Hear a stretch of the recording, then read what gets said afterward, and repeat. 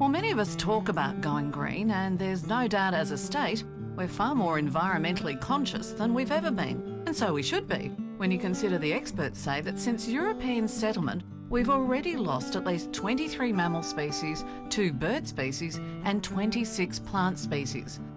But there's one woman who's been a vocal advocate for the environment for more than 3 decades, the remarkable Barbara Hardy. Barbara, thank you so much for your time. I think most of us consider you to be the doyenne of the environmental charge in South Australia. When did you first realise that the environment was something that you were in fact passionate about? It was really when I was taking my 2 youngest sons on school holidays. We would go up to the Flinders Ranges and we'd camp at Wilpena, and I can remember coming home one of those days and thinking, this is a beautiful place up here. I thought, how do you look after it so it stays beautiful for the next generations? How do you manage it? It really needs managing. So really that was what made me think about national parks and how important national parks are. And a few of us set up a National Parks Foundation. One of our first reasons for getting the foundation going was because we knew government didn't have enough money to really look after the environment. Hardy's wine came into it a little bit. Not surprisingly. So we would sit around the table and have a glass of Hardy's wine and some cheese and bickies and work out how we could raise more money. And Barbara, of course, you were instrumental in setting up the Investigator Science Centre. Yes, and I'm very proud of that because I think science is something that helps everyone to understand about looking after the earth better. See? She's there.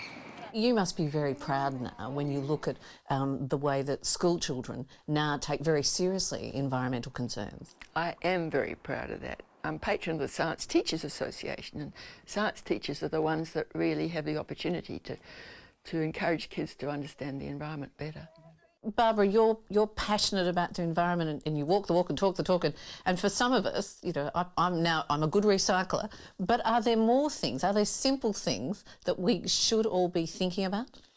I think even things like managing your house that you live in. It's even things like in the summertime having the curtains closed during the day, in the wintertime having them open during the day. And I think solar panels on the roof, I'd love to see more houses with solar panels on the northern slope. That's where you need it. You've travelled all over the place. What are some of the areas of the world? Well, one of the favourite places is Antarctica. Most people have heard of Sir Douglas Mawson, who is he's one of my icons. And I've been down to his hut, which he built in about 1914, 15, something like that. That must have been extraordinary. It certainly was. And of course down there there's lots of penguins, and I love penguins. They're really the loveliest. And down there they're not frightened of you because there aren't sort of vandalistic people that chase them down there. They just come up to you. We were told not to go closer to a penguin than 5 metres, but the penguins don't know that, so they come to you. What do the family think? I'm not really quite sure what my sons really think. They're very supportive in a nice, understated way. But on the whole, I think they're probably pretty happy that I am trying to do this. And as they should be, because I think a lot of South Australians are very grateful for the work that you've done over the years and that you continue to do. So thank you. I enjoy it.